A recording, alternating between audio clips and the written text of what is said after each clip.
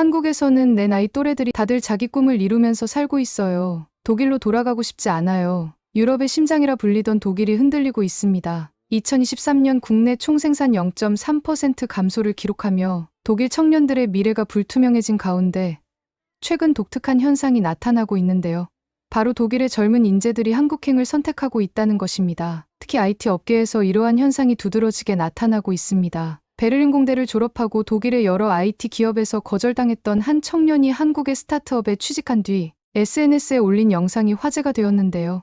독일에서는 상상도 못할 대우라는 제목의 이 영상은 수많은 독일 청년들의 공감을 얻었습니다. 대체 무엇이 독일의 젊은 인재들을 한국으로 이끌고 있는 걸까요? 오늘은 베를린에서 서울 성수동으로 건너와 스타트업 개발자로 일하고 있는 안나의 이야기를 들어보겠습니다.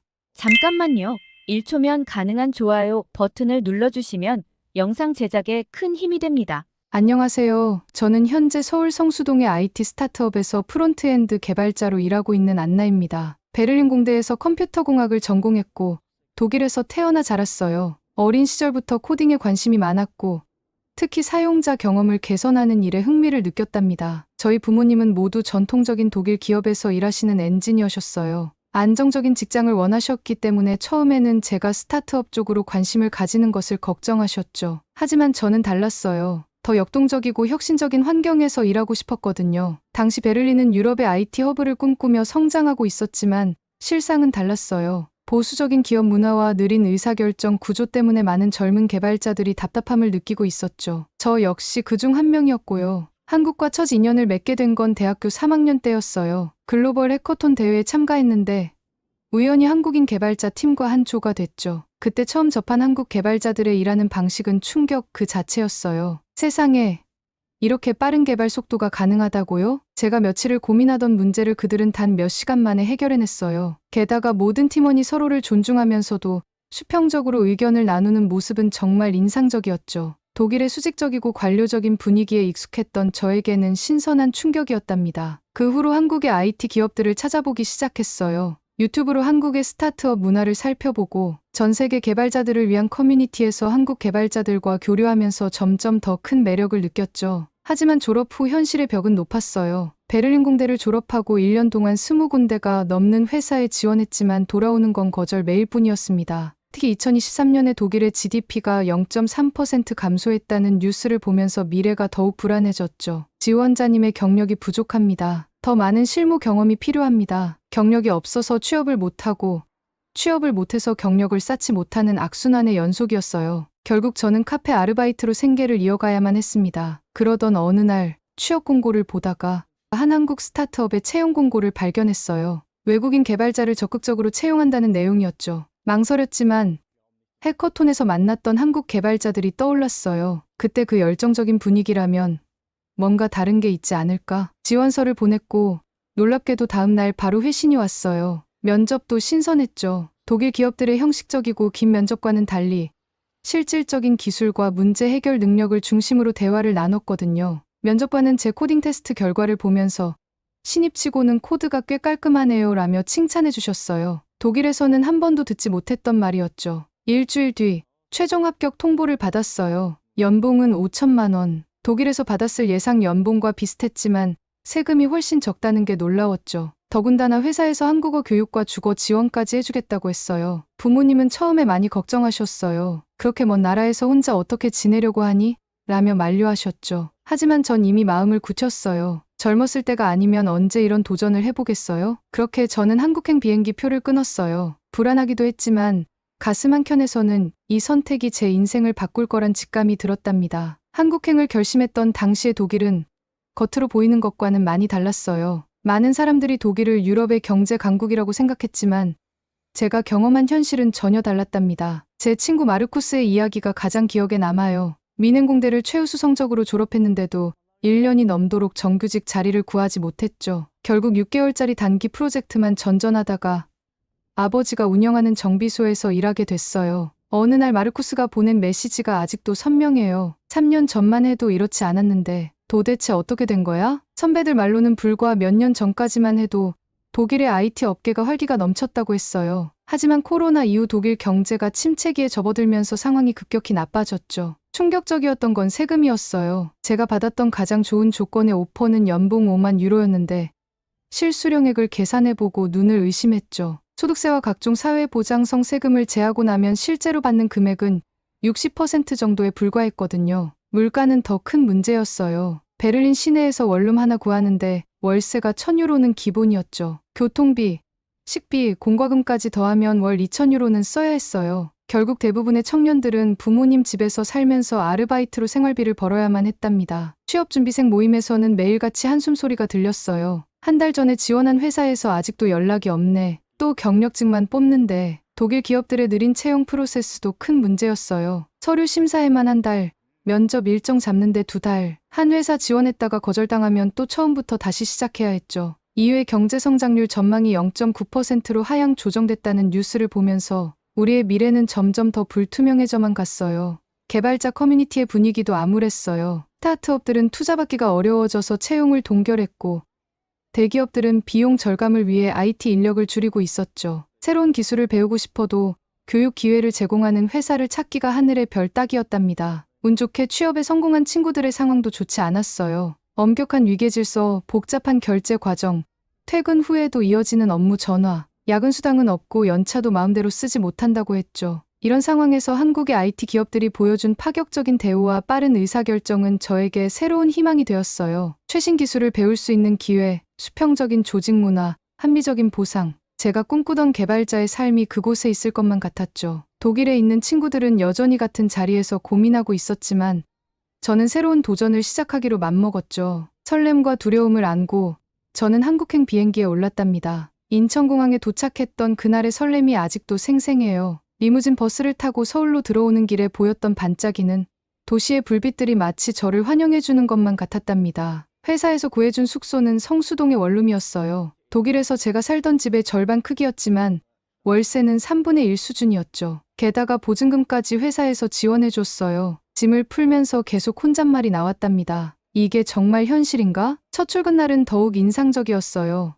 우리 회사는 성수동의 한 카페 건물을 개조한 공유 오피스에 있었는데 그야말로 제가 꿈꾸던 스타트업 분위기 그대로였거든요. 자유로운 복장, 수평적인 호칭 문화, 그리고 무엇보다 직원들의 생기 넘치는 표정이 인상적이었답니다. 팀장님의 첫 인사가 지금도 귀에 선명해요. 안나님, 여기는 직급이나 나이에 상관없이 서로 편하게 부른답니다. 독일에서는 상상도 못할 일이었죠. 거기서는 직급이 다른 사람과 대화할 때마다 긴장해야 했으니까요. 업무 환경도 기대 이상이었어요. 최신 맥북 프로와 듀얼 모니터는 기본으로 지급됐고 원하는 개발 도구는 무엇이든 지원받을 수 있었죠. 독일에서는 회사 노트북 한 대 받는 것도 쉽지 않았는데 말이에요. 첫 월급을 받았을 때는 정말 놀랐어요. 5천만 원의 연봉에서 실수령액이 거의 90%에 달했거든요. 게다가 중소기업 취업 청년 세금 감면 혜택까지 받게 되어서 독일에서보다 훨씬 여유로운 생활이 가능해졌답니다. 출퇴근길의 일상도 매일이 새로웠어요. 24시간 운영하는 편의점, 밤늦게까지 불이 켜진 카페들, 언제든 주문할 수 있는 배달 음식, 모든 게 신기했죠. 특히 성수동은 젊은 스타트업 직원들이 많아서 그런지 매일 새로운 맛집과 카페가 생겨났어요. 퇴근 후에 동료들과 탐방한 성수동의 골목골목은 늘 새로운 재미를 선사했답니다. 공장을 개조한 분위기 있는 카페, 청년 예술가들의 작업실, 트렌디한 편집숍들, 이런 곳에서 보내는 시간은 마치 매일매일이 새로운 모험 같았어요. 일하는 방식도 완전히 달랐어요. 매주 금요일 오후에는 데모 데이라는 시간이 있어서 각자 개발한 기능을 시연하고 피드백을 주고받았죠. 실수를 두려워하지 않고 오히려 그것을 배움의 기회로 삼는 문화가 정착되어 있었어요. 처음에는 한국어가 가장 큰 걱정이었어요. 하지만 회사에서 한국어 교육을 지원해 주었고 동료들도 늘 친절하게 도와주었죠. 덕분에 6개월 만에 간단한 대화는 할 수 있게 됐어요. 매일 아침 성수역에서 내려 회사로 향하는 길에서 느꼈어요. 이렇게 매일이 새롭고 설레는 게 얼마만인지. 길가의 카페에서 아메리카노를 테이크아웃하고 골목길에 따스한 햇살을 맞으며 걸었던 그 시간들은 제 인생에서 가장 행복한 순간이 되었답니다. 한국에서의 생활이 6개월을 넘어갈 무렵 베를린에 있는 친구 줄리아와 영상통화를 했던 날이 기억나요. 그녀의 하루 일과를 듣고 깜짝 놀랐었죠. 아침 8시에 출근해서 저녁 7시가 다 되어서야 퇴근한다는 거였어요. 그것도 업무 효율이 높아서가 아니라 모든 결정 과정이 너무 느리고 복잡해서 시간이 오래 걸린다고 했답니다. 안나, 너 정말 운이 좋았어. 여기는 점점 더 살기 힘들어지고 있어. 줄리아의 말대로 독일의 상황은 계속해서 악화되고 있었어요. 청년 실업 문제는 여전했고 물가는 계속해서 올랐죠. 반면 제 한국에서의 삶은 날이 갈수록 더 나아지고 있었답니다. 주말이면 동료들과 다양한 취미 생활을 즐겼어요. 퇴근 후에는 함께 스포츠 클라이밍을 하러 갔는데 1시간에 10,000원이면 충분했죠. 독일에서는 같은 시설을 이용하려면 최소 40유로는 내야 했는데 말이에요. KTX를 타고 부산이나 강릉으로 여행을 간 것도 잊지 못할 추억이 되었어요. 독일의 IC와 비교하면 가격은 반도 안 되는데 속도는 오히려 더 빨랐죠. 게다가 기차역에서 내리면 바로 시내버스나 지하철로 환승할 수 있어서 너무 편리했답니다. 식사 문화의 차이도 컸어요. 독일에서는 외식 한번 하려면 최소 20유로는 예상해야 했는데 한국에서는 10,000원이면 든든한 한 끼를 먹을 수 있었죠. 회사 근처 백반집의 제육볶음 정식은 8,000원인데 독일에서 먹던 샌드위치보다 훨씬 맛있고 양도 많았어요. 특히 안전면에서는 비교 자체가 무의미했어요. 독일에서는 밤에 혼자 돌아다니는 게 상상도 못할 일이었는데 한국에서는 새벽에도 안전하게 다닐 수 있었거든요. 밤 11시에 혼자 산책을 다녀온 날 문득 이런 자유가 얼마나 소중한지 깨달았답니다. 회사에서의 성장도 눈에 띄게 빨랐어요. 처음에는 적응하기 어려웠던 빠른 업무 속도가 이제는 오히려 장점으로 느껴졌죠. 새로운 기능을 제안하면 바로 피드백이 오고 결정도 빨리 이루어지니까 개발자로서의 성장이 훨씬 빨랐답니다. 입사 2년 차에 받은 20% 연봉 인상은 정말 기뻤어요. 세금도 적게 내다 보니 실질적인 소득 증가가 상당했죠. 독일에 있는 친구들은 여전히 초봉에서 크게 오르지 못했다고 하더라고요. 한국 생활이 늘 완벽했던 건 아니에요. 업무 강도가 높은 편이었고 가끔은 문화적 차이로 인한 오해도 있었죠. 하지만 이런 어려움들은 제가 얻은 많은 것들에 비하면 정말 작은 부분이었답니다. 어느 날 SNS에 올린 성수동 카페 거리 사진과 회사팀 워크샵 사진에 독일 친구들이 댓글을 달았어요. 정말 천국 같다. 그때 웃으면서 답장을 보냈죠. 천국까진 아니지만 그래도 독일보다는 확실히 더 살기 좋은 곳이야. 그렇게 시간이 흘러 어느덧 1년이 지나고 또 다른 기회가 찾아왔답니다. 입사 1년이 되던 날 우리 회사에 놀라운 소식이 들어왔어요. 시리즈 B 투자 유치에 성공했다는 거였죠. 투자 소식을 들었을 때 팀 전체가 얼마나 기뻐했는지 모릅니다. 특히 놀라웠던 건 회사가 이 기쁨을 직원들과 함께 나누려 했다는 거였어요. 전 직원에게 스톡 옵션을 부여했고 특별 보너스도 지급했답니다. 팀장님이 제게 해주신 말씀이 아직도 기억에 선명해요. 안나 씨 덕분에 우리 회사가 유럽 시장 진출도 준비할 수 있게 됐어요. 앞으로 더 큰 역할을 맡아주셨으면 해요. 정말 기뻤어요. 독일에서는 외국인이라는 이유로 숨겨진 차별을 경험했었는데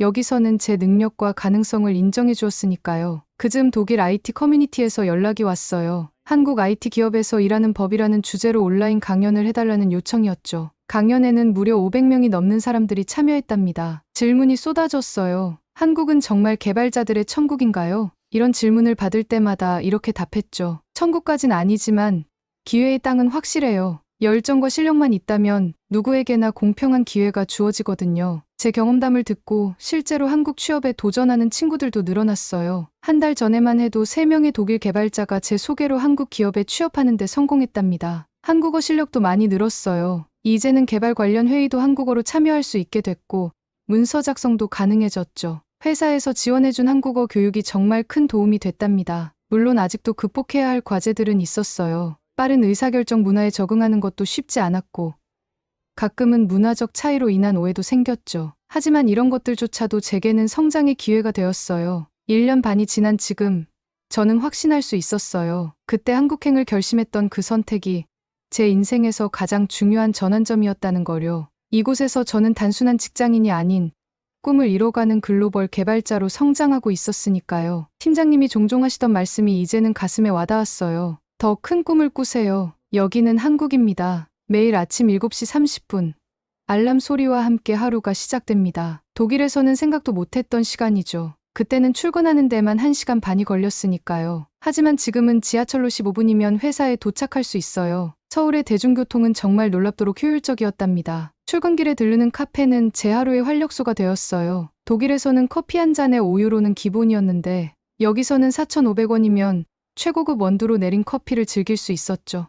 게다가 한국의 카페들은 정말 예쁘고 분위기가 좋았어요. 회사에 도착하면 가장 먼저 하는 일이 데일리 스크럼 미팅이었어요. 15분 동안 각자의 업무 진행 상황을 공유하는 시간인데 이 덕분에 팀원들과의 소통이 정말 원활했죠. 독일에서는 하루 종일 회의만 하다가 정작 결정은 다음 주에 하곤 했는데 말이에요. 동료들의 도움 요청도 자연스러웠어요. 안나, 이 부분 한번 봐줄 수 있어? 독일에서는 상사에게 물어보는 것조차 어려웠는데 여기서는 서로 돕는 게 당연한 문화라서 정말 편했답니다. 점심시간은 하루 중 가장 즐거운 시간이 되었어요. 회사 근처에만 해도 한식, 일식, 중식, 양식 등 다양한 메뉴의 맛집들이 있었거든요. 특히 회사가 점심식대를 지원해주기 때문에 부담 없이 맛있는 식사를 즐길 수 있었죠. 매일 점심 메뉴를 고르는 재미도 쏠쏠했어요. 오늘은 쌀국수 어때? 김치찌개가 좋을 것 같은데? 독일에서는 매일 같은 샌드위치로 끼니를 때우곤 했는데 이제는 상상도 못할 일이었죠. 퇴근 후의 삶은 더욱 달라졌어요. 피트니스 센터에서 운동을 하거나 동료들과 맥주 한잔을 하러 가기도 하고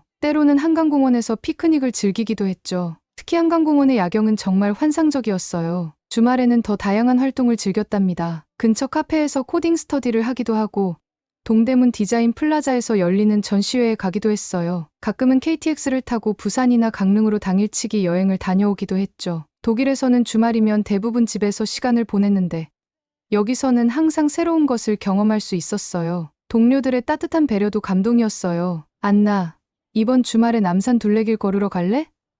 단풍이 예쁘대. 이렇게 자연스럽게 초대해주는 게 참 좋았죠. 특히 놀라웠던 건 밤늦게도 안전하게 돌아다닐 수 있다는 거였어요. 얼마 전에는 밤 11시에 홍대에서 공연을 보고 혼자 지하철을 타고 왔는데 전혀 무섭지 않더라고요. 독일에서는 상상도 못할 일이었죠. 이런 생활을 SNS에 올리면 독일 친구들이 부러워서 난리가 났어요. 그들에게 한국은 이제 꿈의 나라가 된 것 같았죠. 실제로 몇몇 친구들은 진지하게 한국 취업을 준비하고 있다고 했답니다. 그러던 어느 날 회사에서 더 큰 기회가 찾아왔어요. 바로 유럽 지사 설립 프로젝트의 책임자로 저를 지명한 거였죠. 제가 가진 양쪽 문화에 대한 이해가 큰 자산이 되었던 거예요. 독일에서의 카페 아르바이트를 하던 제가 이제는 글로벌 프로젝트의 리더가 되어 있었어요. 이런 게 바로 한국에서 찾은 기회의 힘이 아닐까요? 유럽 지사 설립 프로젝트를 맡게 된 건 제 인생의 또 다른 전환점이었어요. 팀장님께서 제안하셨을 때는 사실 많이 긴장됐었죠. 안나 씨, 독일과 한국의 문화를 모두 아는 사람이 필요해요. 유럽 시장 진출의 선봉장이 되어주세요. 처음에는 망설였어요. 2년 전 베를린을 떠날 때만 해도 이런 기회가 올 거라고는 상상도 못했으니까요. 하지만 한국에서의 인연은 제게 큰 자신감을 주었답니다. 기억에 남는 건 프로젝트 팀을 꾸리던 날이었어요. 저희 팀은 한국인 개발자 3명과 유럽에서 새로 영입한 개발자 2명으로 구성됐죠. 서로 다른 문화와 배경을 가진 사람들이 모여 새로운 시너지를 만들어내는 모습이 정말 인상적이었어요. 프로젝트를 준비하면서 매주 베를린의 IT 기업들과 화상 미팅을 했어요. 제가 한국에서 배운 빠른 의사결정과 효율적인 업무 방식을 그들에게 전달하려 노력했죠. 처음에는 어색해하던 독일 기업들도 점차 한국식 업무 방식에 관심을 보이기 시작했답니다. 어떻게 이렇게 빠르게 진행할 수 있는 거죠? 한국의 개발 문화가 정말 흥미롭네요. 이런 반응을 들을 때마다 제가 한국을 선택한 게 얼마나 옳은 결정이었는지 다시 한번 실감했어요. 프로젝트가 본격적으로 시작되면서 베를린에도 자주 출장을 가게 됐어요. 떠날 때와는 전혀 다른 시선으로 고향을 바라보게 됐죠. 한국에서 배운 혁신적인 업무 방식과 빠른 실행력을 어떻게 하면 독일의 장점과 잘 조화시킬 수 있을지 고민했답니다. 특히 놀라웠던 건 제가 이제 양쪽 문화의 가교 역할을 하고 있다는 거였어요. 한국 개발자들에게는 독일 시장의 특성을 설명하고 독일 파트너들에게는 한국의 기술력과 효율성을 전달하는 역할을 맡게 됐죠. 어느 날은 베를린 파트너사와의 미팅 후에 옛 직장이었던 카페 앞을 지나갔어요. 2년 전 그곳에서 이력서를 쓰며 고민하던 제 모습이 떠올랐죠. 그때는 몰랐어요. 제 인생이 이렇게 크게 바뀔 거라는 걸. 프로젝트는 순조롭게 진행됐고 저희 회사의 베를린 지사 설립이 눈앞으로 다가왔어요. 이제는 더 많은 유럽의 젊은 개발자들이 저처럼 한국에서 새로운 기회를 찾을 수 있게 될 거예요. 팀장님이 늘 하시던 말씀이 이제는 제 이야기가 된 것 같았어요. 더 큰 꿈을 꾸세요. 여기는 한국입니다. 그리고 이제 저는 그 꿈을 유럽으로도 전파하게 된 거죠. 며칠 전 베를린 지사 설립 관련 회의를 마치고 독일 친구들과 영상통화를 했어요. 제일 먼저 던진 질문은 늘 똑같았죠. 정말 한국에서 그렇게 잘 살고 있는 거야? 이제는 자신 있게 설명할 수 있었어요. 월급의 40% 이상을 세금으로 내야 했던 독일과 달리 한국에서는 세금 부담이 그 절반도 안 된다고요. 한 달에 얼마나 저축해? 라고 물어보는 친구들에게 당당하게 말했어요. 월급의 30% 이상을 저축하고 있다고요. 독일에서는 상상도 못할 일이었죠. 주거 비용의 차이도 실감났어요. 베를린에서 원룸 월세가 1,000유로였는데 지금 성수동에서 사는 원룸은 그것의 3분의 1 수준이었거든요. 관리비도 훨씬 저렴했고요. 밥값은 비싸지 않아? 이런 질문도 많이 받았는데 독일에 비해 한국이 같은 가격으로 훨씬 든든한 한 끼를 먹을 수 있다고 대답했죠.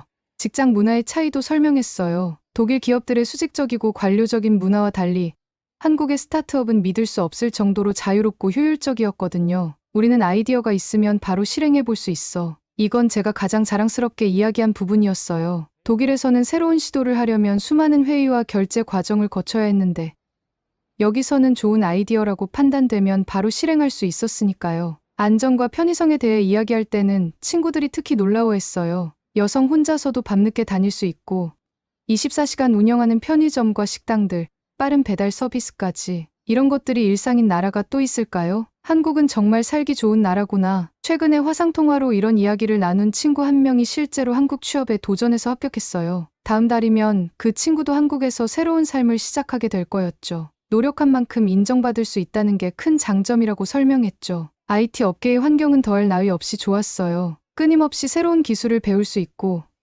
글로벌 시장을 직접 경험할 수 있으니까요. 독일의 전통적인 기업들과는 비교도 안 될 만큼 역동적이었죠. 이런 이야기를 들은 독일 친구들은 대부분 놀라워했어요. 유럽에서는 아직도 한국을 잘 모르는 것 같았어요. 삼성이나 현대 같은 큰 기업들만 알고 있지.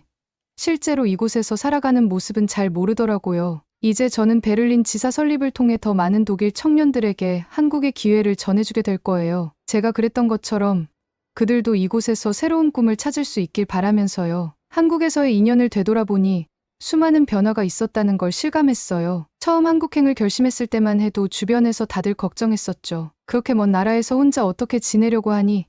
라는 부모님의 목소리가 아직도 생생해요. 돌이켜보면 그때의 도전이 없었다면 저는 아직도 베를린의 카페에서 아르바이트를 하며 미래를 고민하고 있었을 거예요. 이후에 경제 성장률이 0.9%로 하향 조정된 지금 독일에 남아있었다면 어땠을지 생각하면 등골이 서늘해지더라고요. 독일 친구들은 종종 이렇게 말했어요. 안나, 너는 정말 운이 좋았어. 하지만 저는 그렇게 생각하지 않았어요. 운이 아니라 선택이었고 그 선택을 실천에 옮길 용기가 있었기에 가능했던 거죠. 실제로 한국의 IT 업계는 계속 성장하고 있었어요. 우리 회사만 해도 올해 개발자 채용을 30% 늘렸고 유럽 지사 설립도 준비하고 있었죠. 특히 한국 기업들의 빠른 변화 수용력은 놀라웠어요. 새로운 기술이 나오면 바로 도입하고 시험해보는 문화가 정착되어 있었죠. 독일에서는 한참을 검토하고 회의하다가 결국 도입을 미루는 경우가 많았는데 말이에요. 대표님이 자주 하시던 말씀이 있었어요. 우리는 항상 새로운 것에 도전합니다. 그 말처럼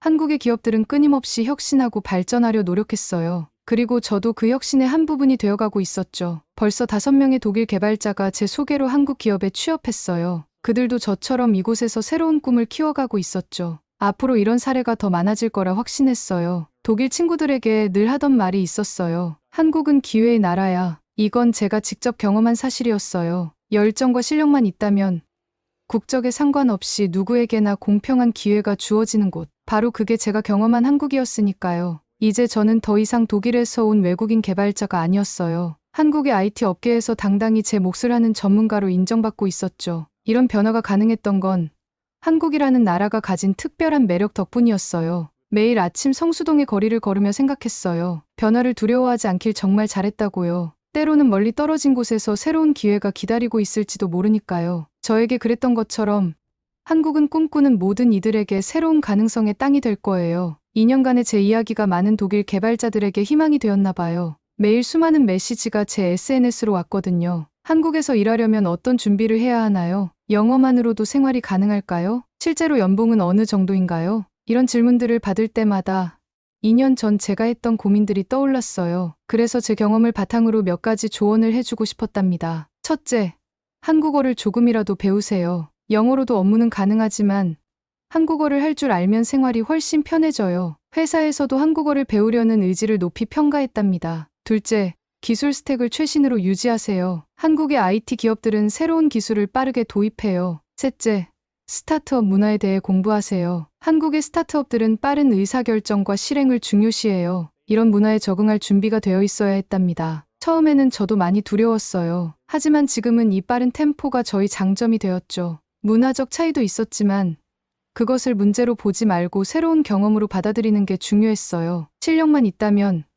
기회는 반드시 찾아온다. 이건 제가 확신하는 말이에요. 실제로 한국의 IT 기업들은 실력 있는 외국인 개발자를 적극적으로 채용하고 있었거든요. 모든 게 장밋빛일 순 없었어요. 업무 강도가 높고 빠른 변화에 적응해야 했죠. 하지만 그만큼 배우고 성장할 기회가 많았답니다. 지금 독일의 상황은 더욱 어려워지고 있어요. EU의 경제 성장률 전망이 계속 하향되고 청년 실업 문제도 해결될 기미가 보이지 않죠. 이런 상황에서 한국은 분명 매력적인 대안이 될 수 있어요. 다음 달이면 저는 우리 회사의 유럽 지사 설립 프로젝트를 본격적으로 시작하게 됩니다. 제가 가진 양쪽 문화에 대한 이해가 이제는 커다란 강점이 된 거죠. 마지막으로 한 가지 더 말씀드리고 싶어요. 변화는 두렵지만 그 속에서 기회를 발견하는 사람이 승자가 됩니다. 제 이야기가 여러분에게 작은 용기가 되었길 바라요. 이제 정말 아침이 밝았네요. 오늘도 전 이 활기찬 성수동의 거리를 걸으며 출근할 거예요. 그리고 또 다른 꿈을 꾸겠죠. 더 큰 꿈을요. 오늘 사연은 여기까지입니다. 독일의 IT 개발자 안나가 전해준 한국에서의 새로운 도전기 어떠셨나요? 불과 20년 전만 해도 우리나라 청년들이 선망하던 유럽이 이제는 오히려 유럽의 젊은이들이 한국행을 꿈꾸는 나라가 되었다는 사실이 놀랍기만 합니다. 한국의 역동적인 스타트업 문화, 높은 기술력, 효율적인 의사결정 시스템이 세계적으로 인정받고 있다는 점이 자랑스럽네요. 특히 안나의 이야기를 통해 우리나라의 IT 산업이 얼마나 빠르게 성장하고 있는지 다시 한번 확인할 수 있었습니다. 여러분은 한국이 이렇게 빠르게 유럽을 따라잡게 된 원동력이 무엇이라고 생각하시나요? 또 앞으로 한국이 더 발전하기 위해 어떤 부분을 보완해야 할지 여러분의 의견을 댓글로 남겨주세요. 감동뭉클에서는 여러분의 소중한 마음을 모아 사연 주인공들에게 전해드리고 있습니다. 여러분 주변에 감동적이거나 재미있는 실제 사연들을 제보받고 있으니 언제든 저희 공식 메일로 제보해주세요. 오늘 들려드린 사연이 마음에 드셨다면 구독과 좋아요 눌러주시고 주변 분들과도 공유해주세요. 여러분의 작은 관심과 응원이 더욱 좋은 콘텐츠를 만드는 데 큰 힘이 됩니다. 오늘도 여러분의 하루의 작은 즐거움이라도 되었기를 바라며 지금까지 감동뭉클이었습니다. 끝까지 시청해주셔서 감사합니다. 다음에 더 감동적인 사연으로 찾아뵙겠습니다.